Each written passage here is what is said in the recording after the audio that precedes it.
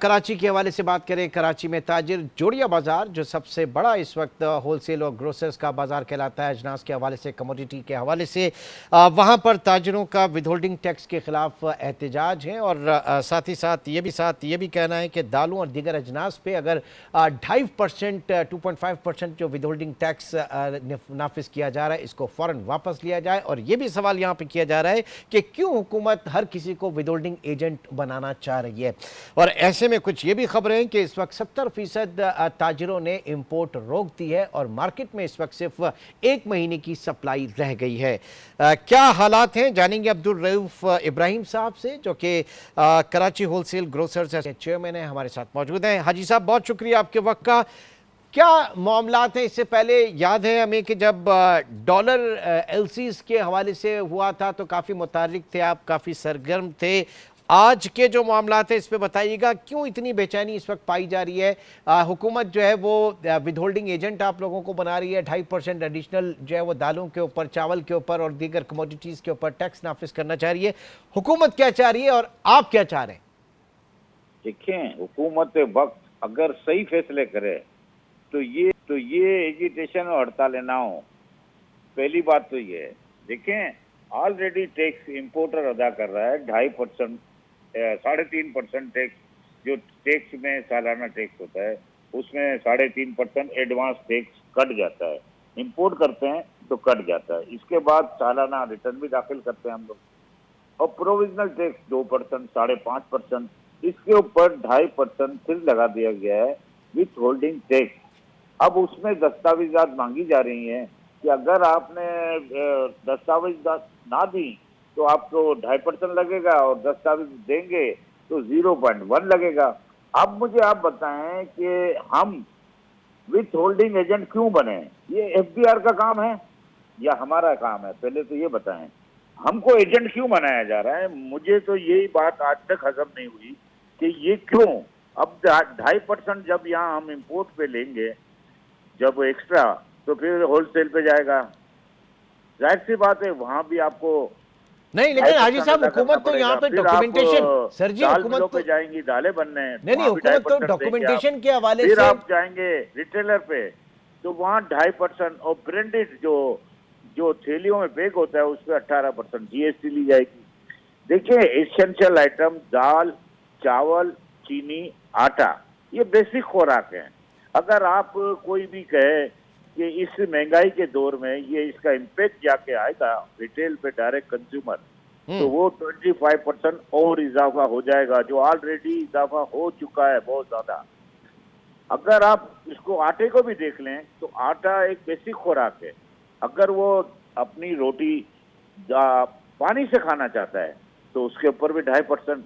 ये देखें, essential item कभी भी 75 साल, लेकिन हाजी साहब, आपकी बात बिल्कुल सही है, लेकिन एज यू सेड कि जनाब अगर डॉक्यूमेंटेड है तो 0.1% है, डॉक्यूमेंटेड नहीं है तो 2.5% है। तो हुकूमत का जो एक सोच है वो इकॉनमी को डॉक्यूमेंट करने के हवाले से है, फाइनेंशियल इंक्लूजन के हवाले से है, मईशत को दस्तावेजी सूरत में ढालने के हवाले से है। इस तरह तो अगर कोई 5% भी कर दें और वहां पे कोई फर्क नहीं पड़ेगा, क्योंकि इकॉनमी डॉक्यूमेंट नहीं है हमारी।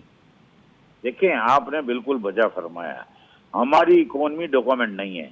ये एफबीआर का इदारे का काम है या हमारा काम है? मुझे पहले से ये बता दो। तो सर, ये एफबीआर आप ही लोगों से तो आगे बढ़ के लेगा कि डॉक्यूमेंट करें? ताजिरों से तो करवाएगा, और किससे करवाएगा? मुझसे थोड़ी करवाएगा। मेरी बात आप पहले सुने। जब आप इसको एसेंशियल आइटम, जो बेसिक आइटम होते हैं, उनके ऊपर टैक्सेस की और भरमार करेंगे तो महंगाई के अलावा तो कुछ नहीं मिलना है। अगर आप ये समझ रहे हैं कि हम दस्तावेजात हम बनवा के दें, उनके शनाख्ती कार्ड हम जमा करें, तो ये तो मुमकिन ही नहीं है। ये एफबीआर का इदारा क्यों बना है? एफबीआर का इदारा क्या काम करने के लिए बना है? मुझे आप बता देना। नहीं, मैं तो ये कह रहा हूं कि जनाब मसला ये है, जो फुकदान है इस मुल्क में, आप जरा टैक्स कंपोजिशन उठा के देख लें 64% इनडायरेक्ट टैक्सेशन है और 33% डायरेक्ट टैक्सेशन है। हमारे यहाँ लोग इनकम टैक्स नहीं अदा करते, लोग फाइलर्स नहीं हैं, आपके इनकम टैक्स रिटर्न फाइल नहीं करते, इसीलिए 18% जीएसटी लग रहा है, इसीलिए हर किसी को हुकूमत जो है वो विदहोल्डिंग एजेंट बना रही है। तो इसमें इदारों का भी जो है वो सबसे बड़ी नाअहली है। लेकिन हमारी जो ताजिर कम्युनिटी है सर, उसको भी तो आगे बढ़ना चाहिए। आप ही की जो ताजिर दोस्त स्कीम चली है, आपकी ताजिर कम्युनिटी है जो डॉक्यूमेंटेशन की तरफ जाना चाह रही है, आप उनके साथ क्यों नहीं चल रहे? देखिए, आप समझें, अभी 60,000 रुपए अभी टैक्सीज आना शुरू हुए, यकीनन आपको पता होगा। 3 रोजा हड़ताल पहले की मैंने, और फिर इसके बाद ये पाकिस्तान बेस पे हड़ताल हुई, फिर आज कल हड़ताल हुई।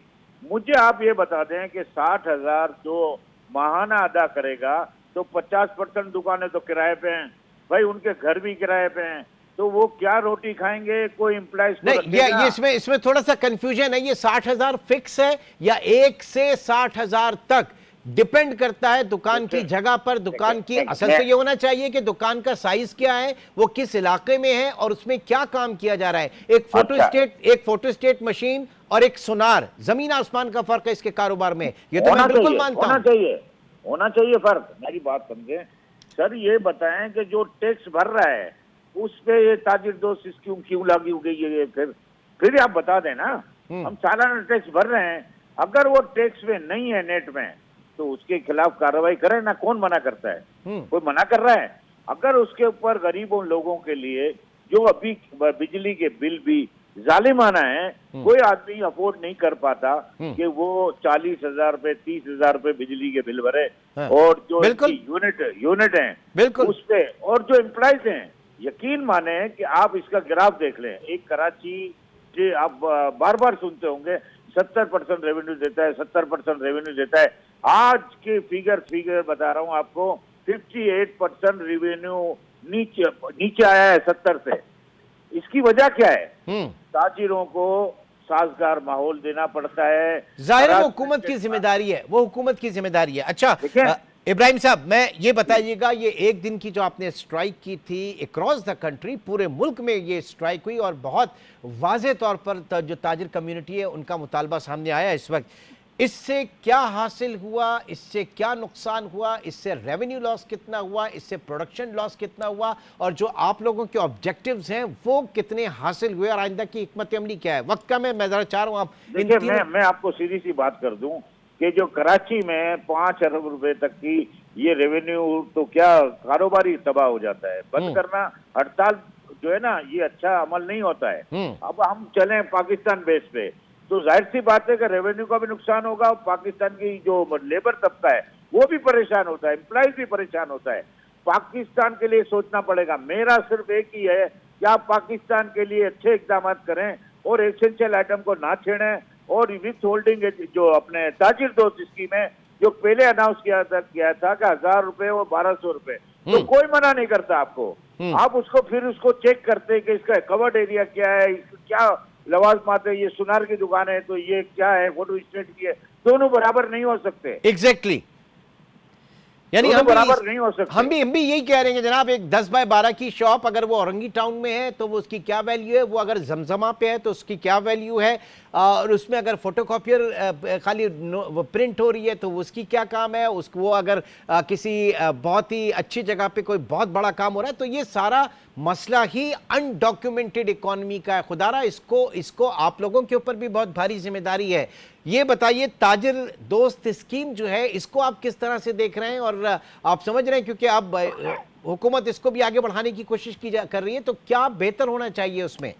देखें, जो इम्प्लीमेंट कराने के इदारे हैं वो खामोशी से एसी के कमरे में बैठते हैं, तो वो इम्प्लीमेंट नहीं करवा सकेंगे। इसकी वजह यह है कि इनको यही पता नहीं है कि सुनार कौन है, कि फोटोकॉपी वाला कौन है, कि लालू खेत पे कितनी दुकान है, इनको कोई समझ नहीं है।